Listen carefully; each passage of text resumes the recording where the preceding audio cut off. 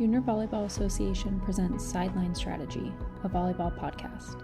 Today's episode is hosted by Beach Nation's Mark Fishman. Hello, and thank you all for joining us with Beach Nation on our 5th annual end of the year roundtable discussion. Today we have an amazing group of people that I'll be introducing in a second.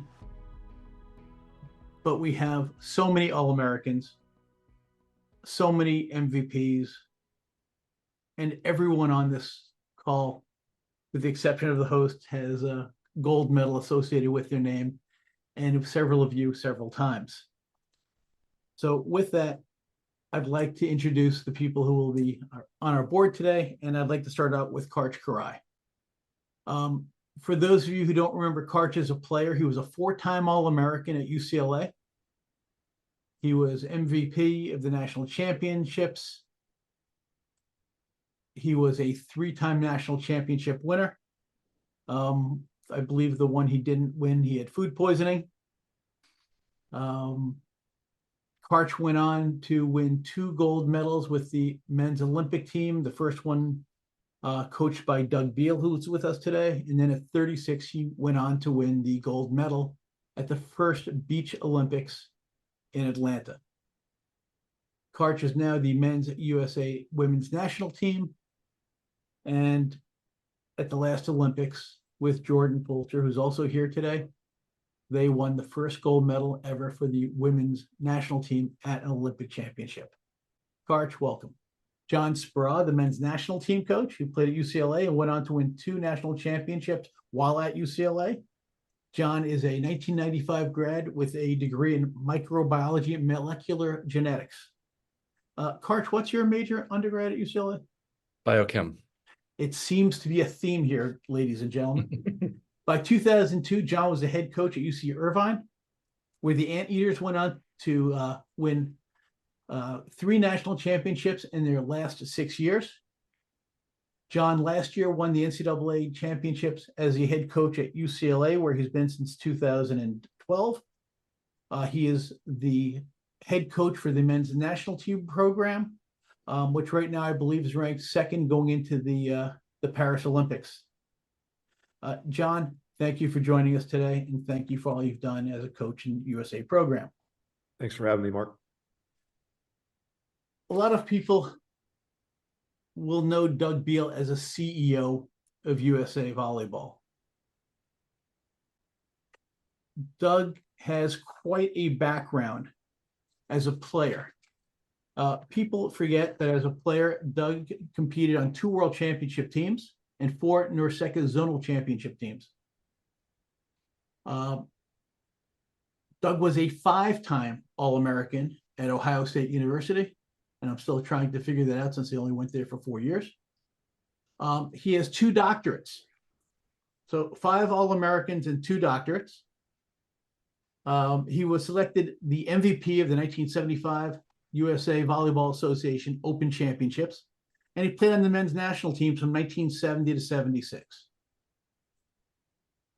What's amazing to me is not Doug as a player, because his accolades are deep, but Doug changed USA Volleyball.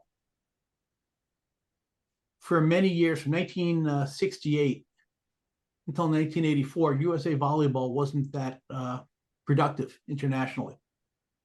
And under Doug's framework, he changed the way we do offense and defensive strategies, and we changed the way the world looks at volleyball and team volleyball. So when we won in 1984, and then again in 88, it really was having the right athletes at the right time, but having different strategies and tactics that were applied. And that's going to be a key theme of what we talk about today. April Ross.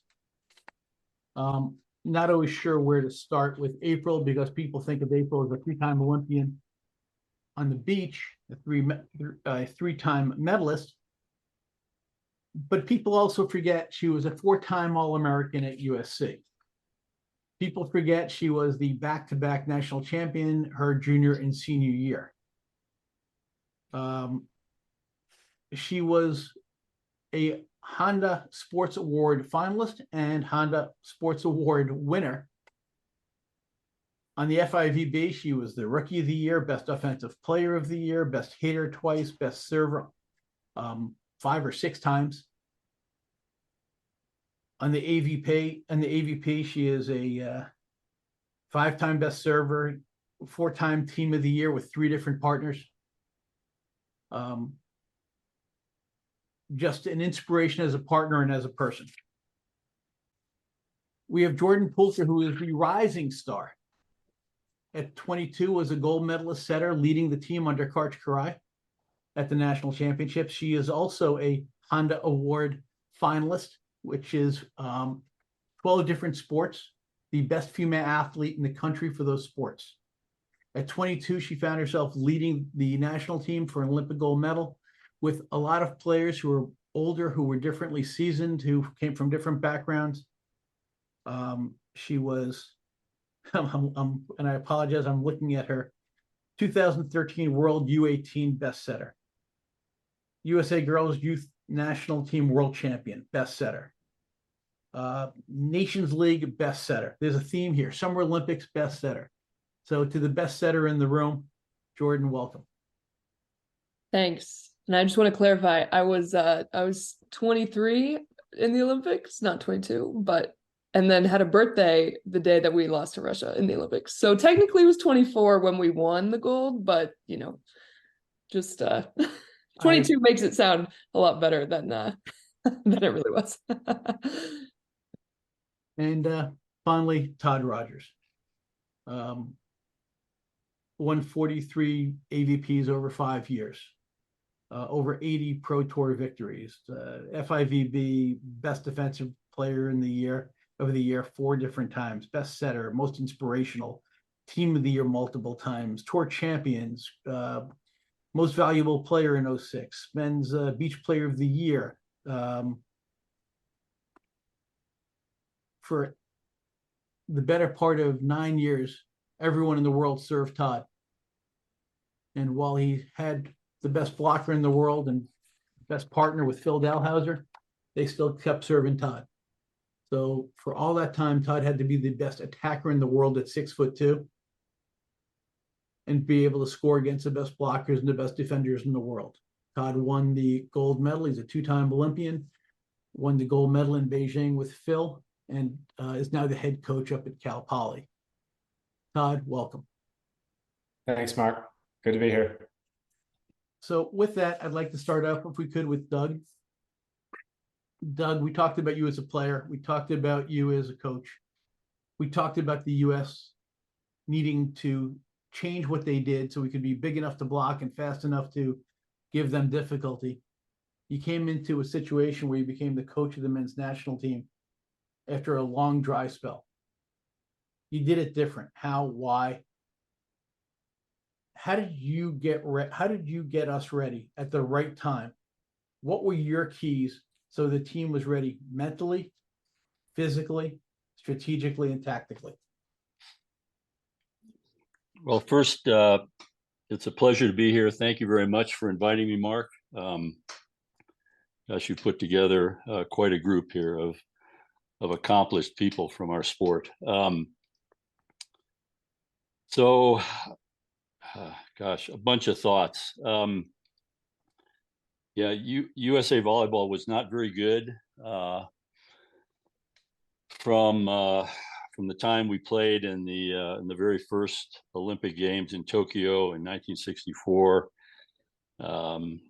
We had a little success in Mexico City in 1968, and then weren't a participant until 84. Our women certainly would have been in 80 if there hadn't been a boycott.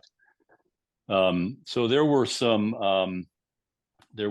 peaks with a lot of valleys, I guess. And I think I'd like to take lots of credit, but it's hard to do.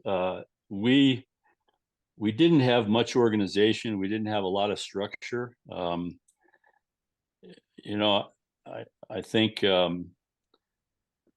I've used this term, so I apologize. People have heard this. I think I was an okay player, a slightly better coach, and maybe a slightly better administrator. And so I'm pretty focused on organization. And it was easy to be sort of successful from an organizational point of view, because I was coming from a background within U.S. Volleyball. It wasn't even called U.S. Volleyball then. It was United States Volleyball Association, of almost no organization. Part of it was financial, not very much money. Part of it was just where the sport was at that time in the environment of our country, and part of it was that I think we had sort of an inward-looking perspective. We invented the sport, and so we know more about it than anybody in the world, and we're not going to pay much attention, and we're going to do it our way. And I don't know, that a little bit of that attitude. And so, when I was fortunate enough to be selected as a coach, I was the first one that the organization made more than a 1-year commitment to. That's pretty significant, I think. Re-selecting the coach every year is really a recipe for chaos and probably failure. I think if you look across sports, professional or college, there's a lot of correlation between stability and success. I think we've learned that lesson, and I applaud the organization to continue with that concept. Find good people, put them in positions of responsibility, give them that responsibility, and then sort of get out of their way. And I think we've gotten pretty good at that within USA Volleyball, and it's led to a lot of success. To deal with sort of the maybe the primary question you're asking, how do you get to be good at the most important time? I'm going to be pretty interested to hear other people on this call talking about that. But so I have a couple of thoughts. Being healthy at the right time is really important. I think Karch and John and Todd are going to be able to speak to that more, more succinctly or broader than I am, because there's so many more modalities to measure that health than we had back in the 70s and 80s. But being healthy at the right time is important, and that has to do with training time and peaking and all the parameters that we'd like to measure. Mostly physiologic, but psychologic, emotional, etc. And then I think there's something that has to do with, are we playing as well as we can play? Are we as good as this team can be at that time? And how do you get to being good? How do you measure how good this team can be or should be? Is a challenging metric. It's a challenging measuring stick, I think. But being good in the gym every day is part of it. Maybe using some specific exercises or drills that measure things you're trying to do with your team, that you're trying to optimize, I think is part of it. Winning matches, I think, is part of it. And that builds confidence and stability and high expectations. And that's a lot of peaking, I think, at the right time.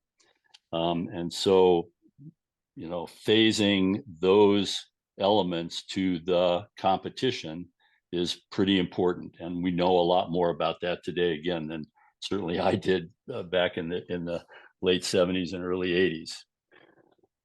And then the third thing that occurs to me is that to be really successful, you have to have a good plan. And there's, for me at least, sort of this micro plan, which is that tournament, the macro plan, which is how does that tournament fit into something bigger than just that tournament. And I think for lots of us, we're probably talking about the Olympic Games most specifically, which is this completely unique event, unlike almost any other competition that most of the athletes ever play in. And so what's your strategy? How do you manage this really unique competition that has different housing conditions, different time length, different spacing of events, different training environment?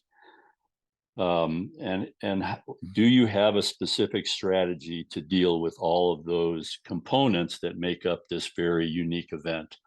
And to, I think, a slightly lesser degree, just because they're not quite as important in the environment that I think everybody in this panel operates in, would also fall a World Championships or previously a World Cup or other really significant events. But the Olympics kind of stands alone and is still the outlier event in our sport, I think, that most people measure greatness by, I guess. And it's just this really unique thing. So do you have a really good plan for all of those components that make this event different?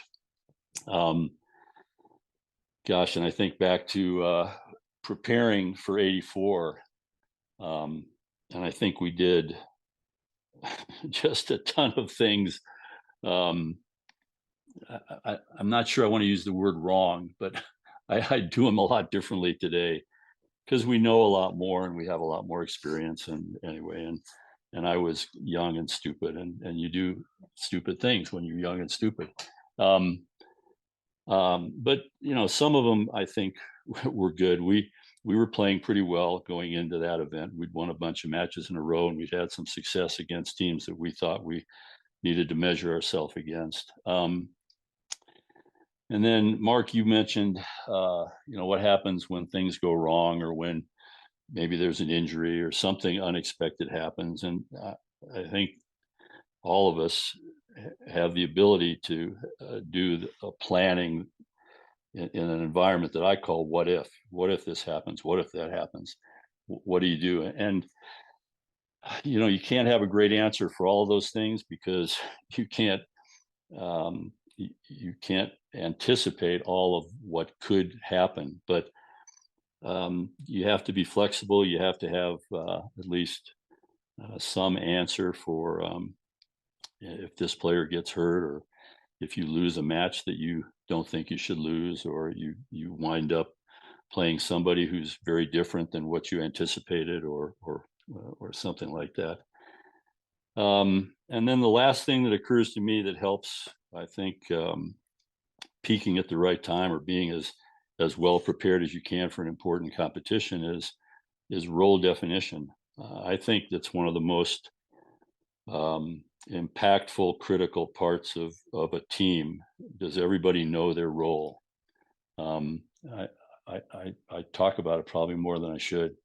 I think it's one of the most important responsibilities of a coach to be able to define that and to communicate that to players. And it's hard to be good if players aren't really in sync on what their responsibility is, what you expect of them in this competition, because that breaks down to this match and this set and their role on the floor or off the floor. And I think all of us can go back in our careers and articulate impactful players who hardly stepped on the court. And so it's really important to have that role definition. And so I'm going to shut up right now and let somebody much smarter talk.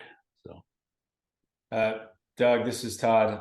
I just wanted to jump in because you mentioned that last piece about role definition and how, I guess my question to you on that front, and really to the whole panel, if you guys want to answer, because I think John, Karch, you guys for sure would have some kind of thoughts on this. What did you find to be the best way to get players to accept that role, specifically who were not in that starting lineup. I mean, you're dealing with 12 of the best men literally in the world, certainly in our country, that all, believe them in themselves and have rather large egos, and want to be in the lineup, and rightfully so.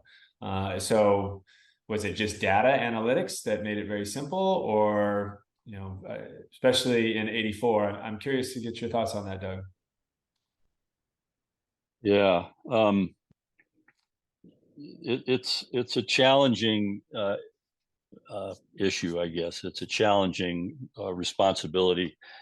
I think a part of it is analytics or metrics. Frankly, I think it's not the biggest piece. I think most very competitive players have the ability to manipulate numbers pretty effectively. I'm not getting the same ball that this guy's getting, and so he gets a better chance to kill, or I'm receiving against a much better server, or whatever it is. So I think you try to sell them on what their strength is, and why you've selected this role, or why they've fit into this role. And I think you talk to players that it's not set in concrete, that it's fluid. But what we liked, of course, was play the role, have the role identified, play it every day in practice, and give them a chance to play a larger role if that's important, if they struggle to identify that. Karch may remember this differently, but I believe we didn't actually have a starting lineup going into 84 that we thought was absolutely the best lineup. We thought we had two lineups that were pretty good, and as the tournament went on, one lineup proved to be quite a bit better than the other one. But we won maybe the most, the most interesting match in the tournament, with a different lineup than we played in the playoffs. And it proved to be really an impactful match, because it influenced Brazil's roll down in a later stage of the tournament, and how Brazil played against us, I think, in the round robin. And so, yeah, I think you deal with everybody differently. You try to be consistent, but every player responds differently, and you just, we found sometimes the same words coming from a different coach helps deal in that. Yeah. When you were getting everybody ready, you had as a player, you'd played with a lot of the players who you ended up coaching. A lot of these guys were your friends. You become the coach. There's got to be a mental aspect of it as well. You're a young guy, you're coaching a young team. What did you do to help them get mentally prepared? Did you give the Newt Rockne speech? Because I think you were a little bit more rambunctious back then. How did you motivate the guys, and how did you stay on top of them to try to get their peak performance? And then I'd love to hear Karch's response to that. Yeah, me too. There could be a little bit of Newt Rockne occasionally. Probably not quite so articulate, at least the recordings I've ever heard of him. Yes, I had played with a number of players on the team, and that's not a great situation, I think. It's not ideal in my view, at least. It was what it was at the time, and there was a kind of a transition period.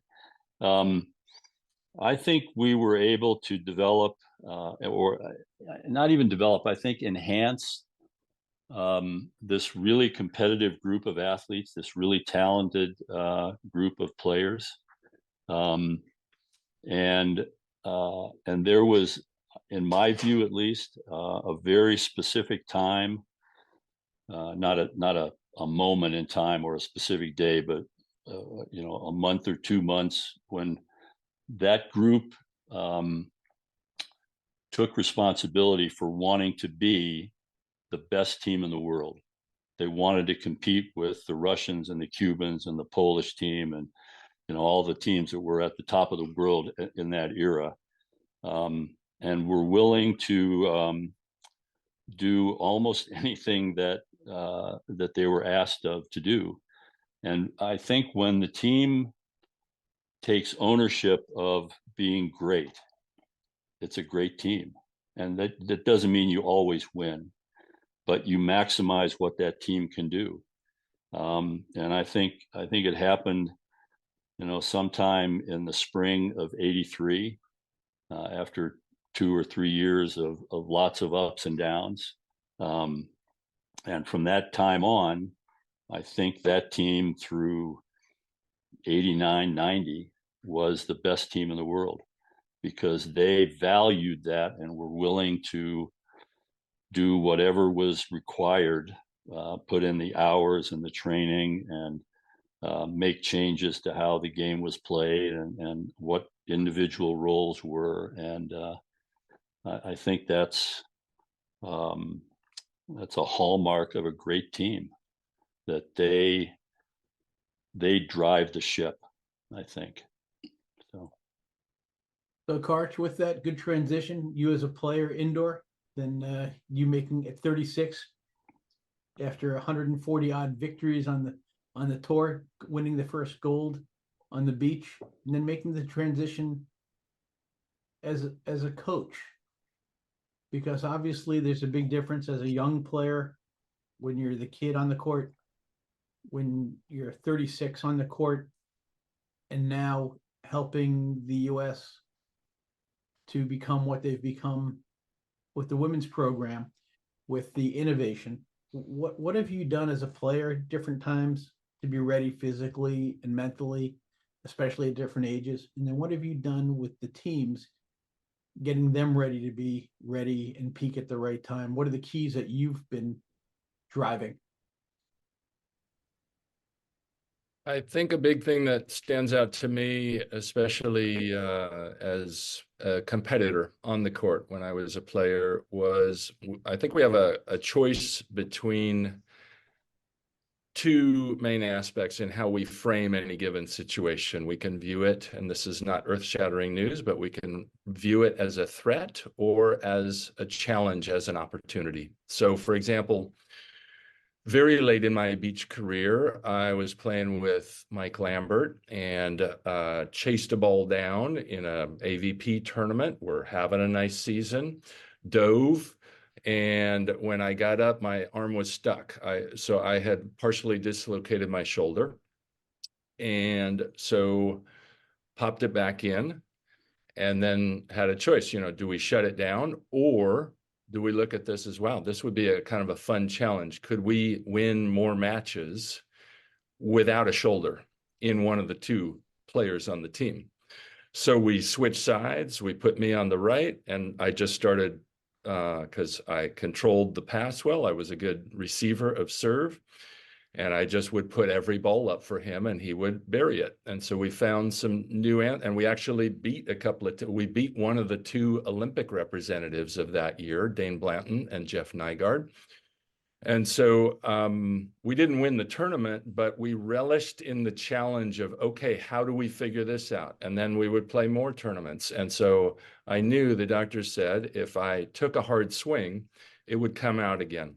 So now I know I don't have any heat at all. All I have is shots. So, okay, I could whine and moan about it, or I can think and work with my partner to think, all right, how do we solve this problem? This is a really fun and different problem to solve. And I think the same can carry forward in, for example, our wonderful Olympic campaign 3 years ago. We had a team that was playing really good volleyball, led by Jordyn Poulter on our panel here as our setter. And partway through the tournament, our starting opposite, Jordyn Thompson, who was having a phenomenal tournament, injured herself, landed on a teammate. And then just a couple of days later, the same injury happened to Jordyn Poulter. And it was a kind of a weird injury. I've been in this gym for 14 years and never seen it happen once in all the training and all the time that we've spent together. But it happened within 40 some hours in the Olympics. And the most powerful thing about it was that the team rallied around, and rather than letting it deflate us, I think instead everybody rose to the challenge. How do we help? How do we pick up and do more, cover for teammates? How do we keep this going until the Jordans could return to a state of health that maybe would allow them back on the court? And so instead of viewing it in a deflating way or in terms of a threat, we looked at it collectively as a challenge. And we also know that those things, Doug talked rightfully about lots of planning and lots of what if scenarios, but and so just going through those, we go through those too, prepares you even when something comes up that you've never faced before. And so those were all things that were really important to me as a player. How fun would this be to figure this out? We pride ourselves on being problem solvers. Here's a new problem to solve. It's really difficult. We don't win these things a lot. Our women's team has won 1 gold medal in 60 years, but boy, is it fun to try to solve these problems.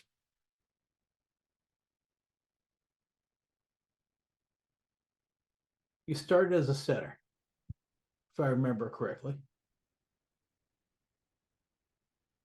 You transitioned to be one of the 2 best passers in the world on 2 Olympic teams.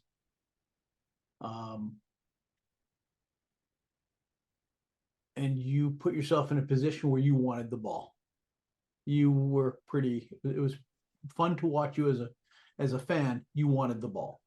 It was less fun to play against you as a player because you got the ball way too often. You transition from being that player to becoming the coach. Now you're not the athlete anymore. How do you find you motivate your teams in terms of the mental preparation, the strategic preparation, the tactical preparation to get them to compete?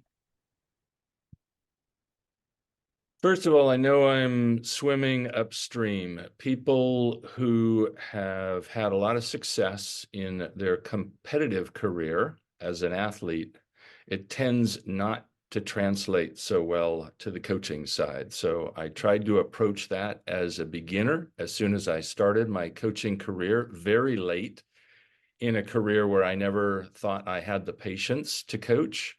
But I got involved with our boys' high school team. And so the first thing I did was, even though I clearly knew plenty about volleyball, I signed up for Marv Dunphy's coaching camp and was sitting there taking mad notes, even though, of course, I had learned by osmosis and experience a ton from great coaches like Doug, like his assistant, Bill Neville, like Marv, like Al Skates, like my high school coach, Rick Olmsted. So I was really fortunate to be involved with so many great coaches. So I had a really a good head start with that and could reach out to them and as friends, but also as mentors. And so to have those resources is a big leg up. But I think Doug touched on it before. I think teams are their most powerful when, I think he said 2 things. Number one, when every player on the team takes responsibility for helping this group be the best that it can be, to be great. And that ownership means that, and that happened with the team that I played with for Doug and for Marv, those teams, is that our hands are firmly on the steering wheel too. because in the course of a given rally, whether it's 5 seconds or a whole lot longer, coaches can't make those decisions. The players and the team have to make these real-time, really important decisions that are going to make or break or swing the odds so that we win 51 or 52% of the points instead of the other team winning 51 or 52% of the points. So the more we can help foster that and help people see the right thing and make the right decisions, ultimately, there's nothing more powerful than a team that can take care of most of that in a real-time basis without needing a coach to have to talk them and script them through it. So as we continue the coach to player chain here, Doug, who coached Karch and hired Karch and also hired John as into the national team program. Jordyn, now you're playing for Karch. How did you find he helped get you ready in terms of being at the right time in the right place? And what did you do as a 24-year-old playing on a very seasoned team, going in with just incredible firepower, but then you did have a bunch of injuries? What did you do to get yourself ready mentally and to be able to be the leader of that team running that offense during the last Olympics? Yeah. Great question. Loaded question. They're all loaded.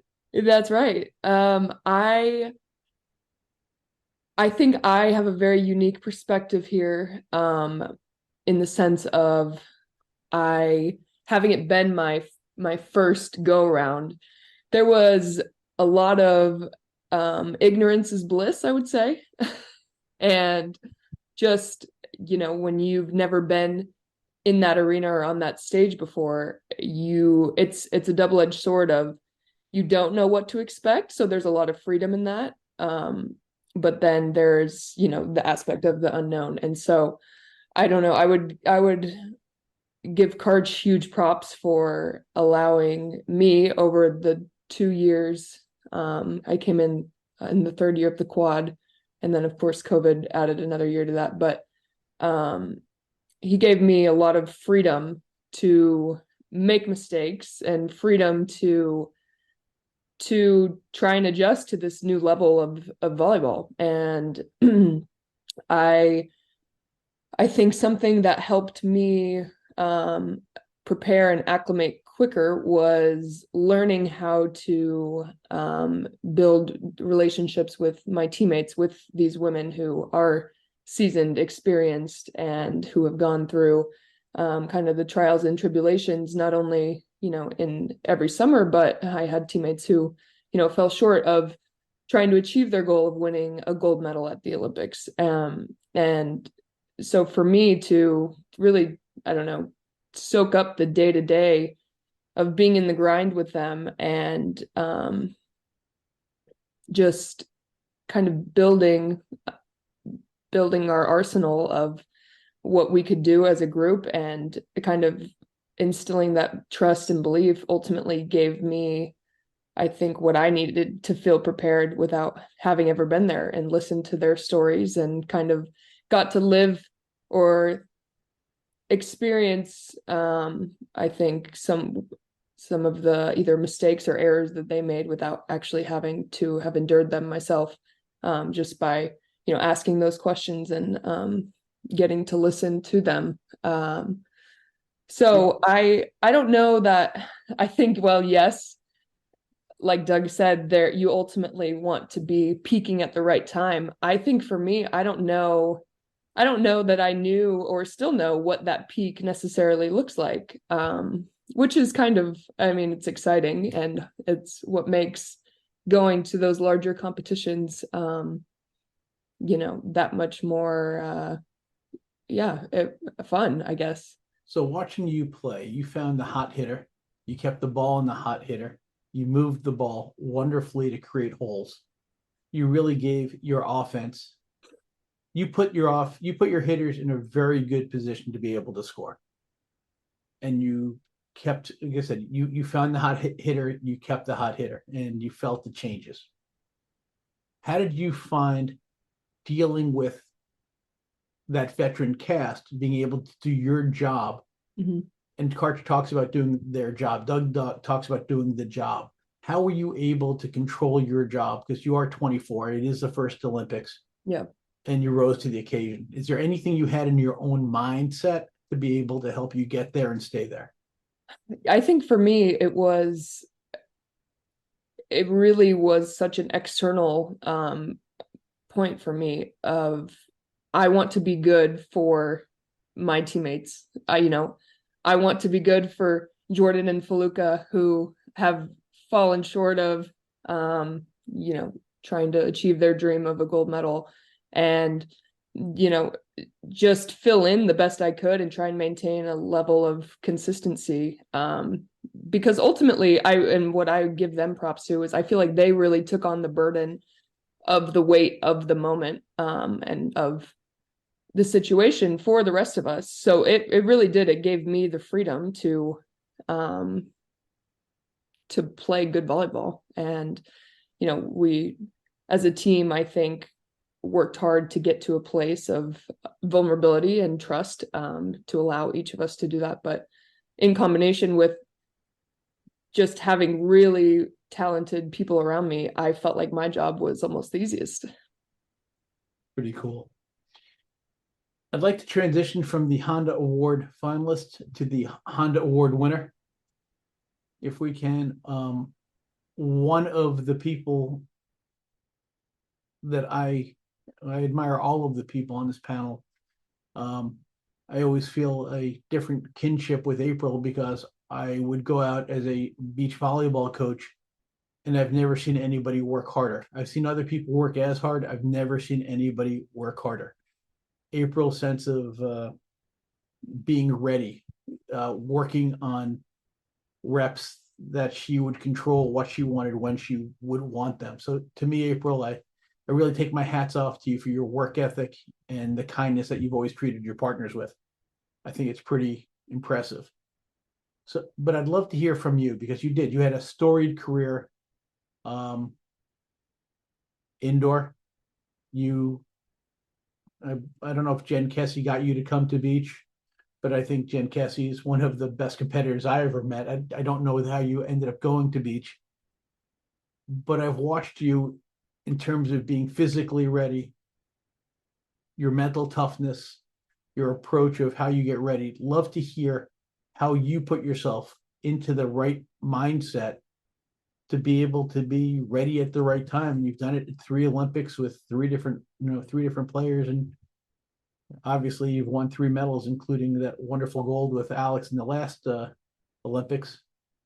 And I think you just won the biggest prize ever, Ross. By the way, for those who don't know, April recently had her first child, a lovely son, Ross. So I'd love to hear from you, April, how you do it.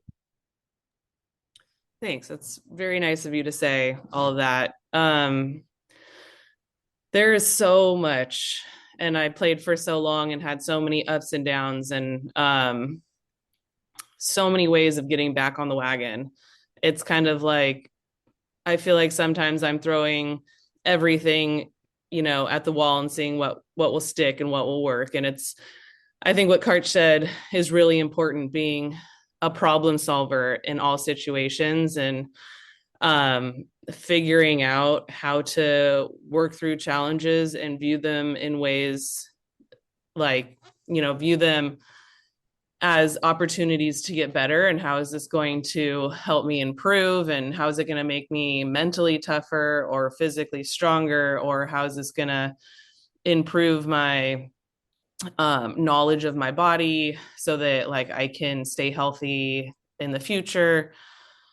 So many different things. The way I got to beach actually was my body I was playing professionally in Puerto Rico indoor, and had left USC, didn't have the instruction, didn't have the coaching in English that I was used to, or the instruction in the weight room, and just wasn't taking care of my body properly, and it completely broke down. I couldn't jump off my knee. I couldn't raise my hand above my shoulder by the end of my third season. And I was so miserable that I decided I was going to quit volleyball altogether and never play again until I got all those things sorted out. And then one of my ex-teammates from USC, Kay Oberdine, who was already on the tour on the AVP, she was in the qualifier and said, "Hey, I need a partner. Like, will you come out and just play with me in a couple qualifiers, local qualifiers?" I said, "Sure, I'm not doing anything. I hate beach volleyball, but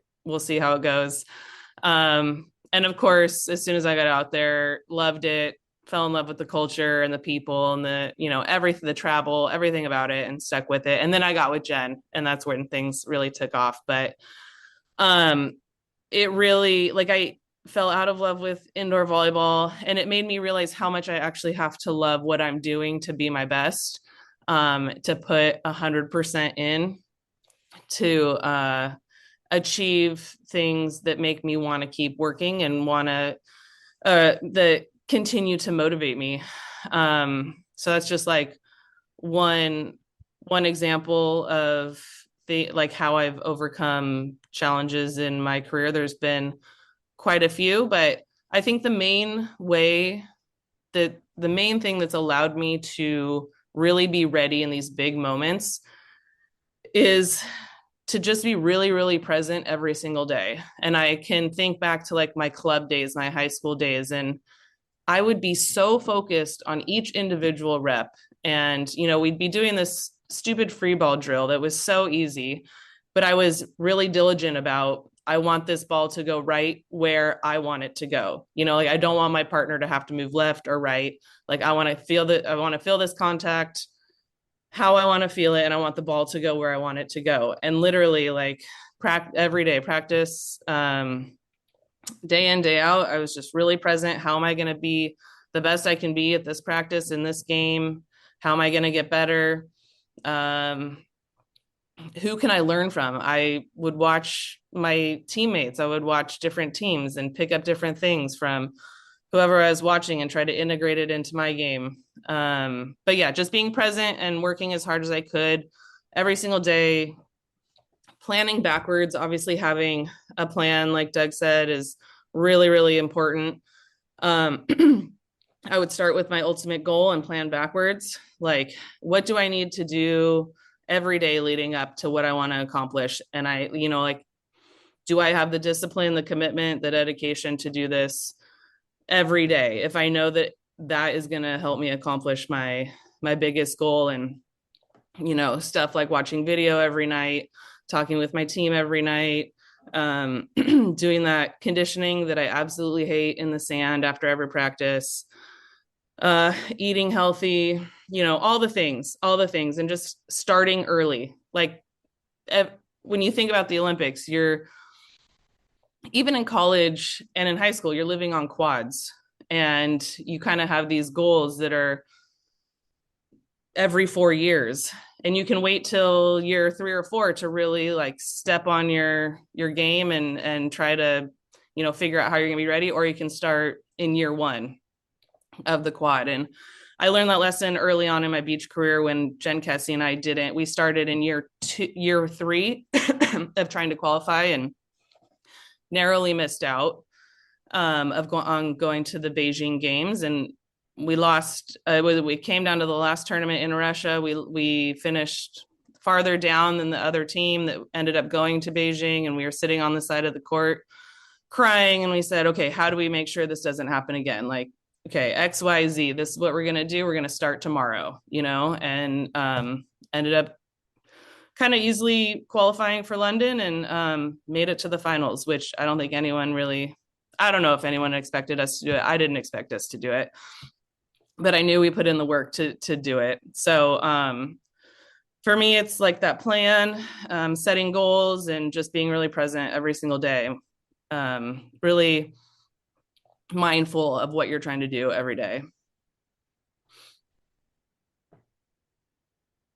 Awesome. Question for you. 3 different partners, 3 Olympics, different challenges, different people. How did you find you worked to be the best partner you could be? Because obviously every partnership is different. yeah, when Doug mentioned knowing your role, like obviously that's really important for an indoor team. And then I got to thinking, I think that's kind of what I did on my teams. Like I knew my role. And with Jen Kessie and Carrie Walsh Jennings, it was to be the follower, they were the veteran players. Especially with Jen at the beginning, she knew so much more than I did. I was a sponge and I was just soaking up everything that she, told me and taught me. And we actually got to a point, because we played together for 7 years, where we were having success. I was winning some awards and I felt like I had earned my right to, be an equal on the team. And, kind of tried to start, leading a little bit more, asserting my opinion a little bit more and the game plans. And yes, I should have the right to do that. And I do have the right to do that. But I recognized that it just wasn't what worked for our team. Jen was comfortable in the driver's seat and felt really strongly about like what we should be doing against different teams. All the things. And so just kind of recognizing that and saying, okay, like you're going to be the leader and I'm going to be the follower. And it worked really well from then on out. There was no tension, because when I'm trying to be the leader also, that creates a lot of tension. There's only 2 of you out there and you're with each other 24/7, 365, and you don't want that tension off the court either. So it was just, okay, this is what works for our team. I don't care, I want to be successful. So this is what it takes. And then also with Carrie, okay, she's got 3 gold medals. She obviously knows what she's doing. I'm here to learn. I'm here to, be the I'm in the passenger seat, and we're just gonna, do these things. And yes, I have my say. I'm not just like silent and I never, talk or communicate what I think, but it's a subtle line that you walk. And I think it helped us be our best. And then when it got to playing with Alex, I knew I needed to change my role a little bit and step into the leadership role. And I actually did that, I think, pretty assertively. And it ended up being a little too assertive at the beginning. And, I think one of the other things that helps me be a really good partner is my, willingness to communicate transparently and be open to communication. And Alex let me know, like you're being a little overbearing and it's a little too much for me. And I said, okay, thank you. And then I can adjust my role and be the partner that she needs me to be. But early on in my career, I learned that it can't be about me. It's like, sometimes you get annoyed when your partner's always asking you for different things. Like, oh, can you set me a little tighter? Can you set me a little higher? It's like, well, we've been practicing for months and that's not the set you asked for, but in that moment, that's the set they need. And I learned not to take it personally. Like whatever my partner needs, I'm going to do my best to give that to my partner so that we as a team can be successful.